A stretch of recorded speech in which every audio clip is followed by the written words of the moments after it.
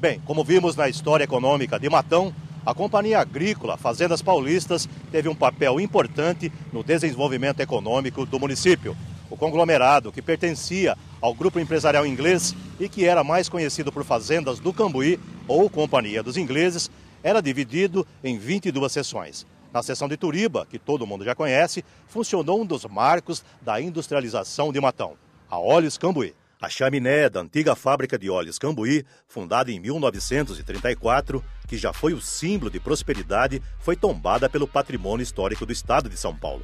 A fumaça do progresso deixou de ser lançada em 1974, quando a fábrica fechou as portas e assim encerrou um ciclo na história da industrialização de Matão. A fábrica ficou abandonada até 1987, quando foi comprada pela família Scuti, que além das atividades empresariais, dedica parte do tempo ao resgate da memória da Óleos Cambuí. Além da imponente chaminé e do patrimônio arquitetônico, restaram da antiga fábrica parte da documentação, utensílios, equipamentos de pequeno porte, fichas de registro de funcionários e um documento raro, que é o relatório da diretoria da Companhia Industrial Agrícola e Pastoril do Oeste de São Paulo. O documento deverá ser restaurado, é assinado por Nhonhô Magalhães, um dos personagens mais importantes da história de Matão. O meu pai trabalhou aqui durante alguns anos e meu avô também.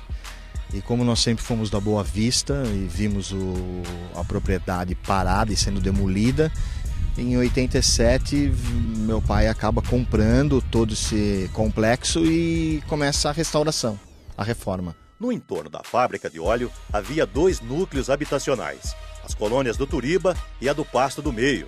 Elas eram habitadas por funcionários da fábrica e das fazendas. Por ali passavam também os trilhos do ramal Silvânia-Tabatinga, da EFA, a estrada de ferro araraquarense. As colônias foram demolidas, a ferrovia foi desativada. Além da lembrança dos moradores que ali viveram, as fotografias são os únicos vestígios desse passado não muito distante. Como estava em estado de demolição, eu acho que teria se perdido tudo, né? Então, estava tudo empilhado, alguns documentos, tudo empilhado no escritório, que tinha passado por uma massa falida, né? Então, estava tudo arquivado. Então, o cupim comeu a maioria. Quando nós compramos, a maioria tinha já se perdido, que o cupim já tinha comido.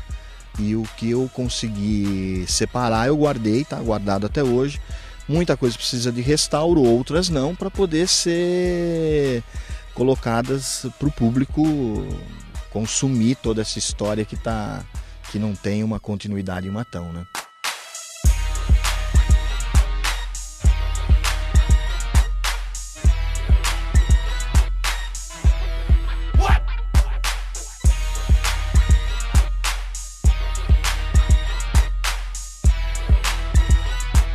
Bem, aqui nas antigas instalações, né, onde funcionaram as Óleos Cambuí, o Dude guarda um documento aqui bastante importante pelo seu valor histórico, econômico e estratégico para a nossa região.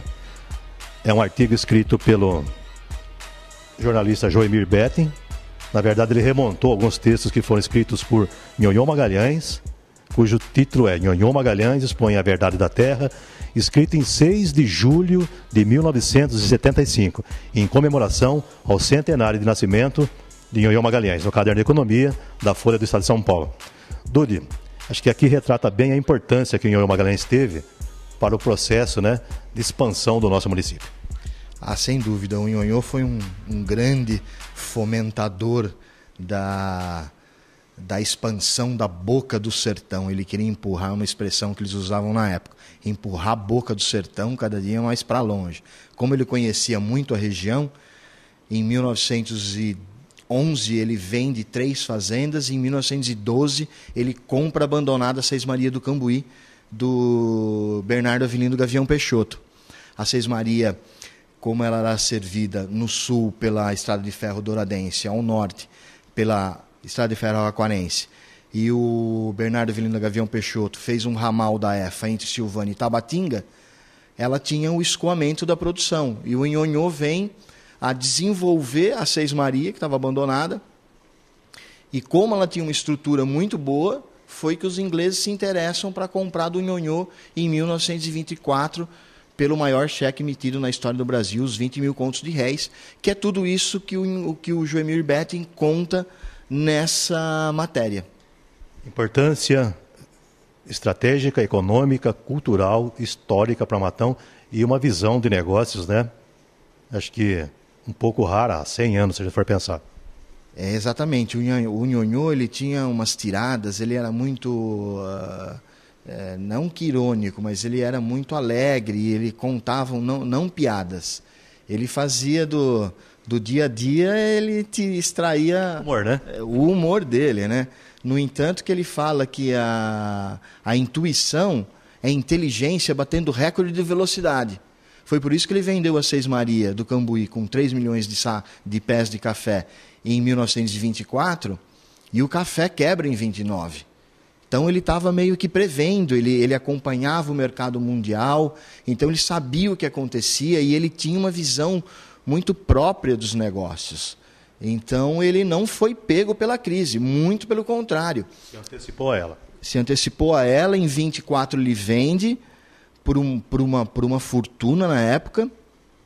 Ele não vende na totalidade, ele segura as terras de Nova Europa, ele traz uma usina de açúcar da França.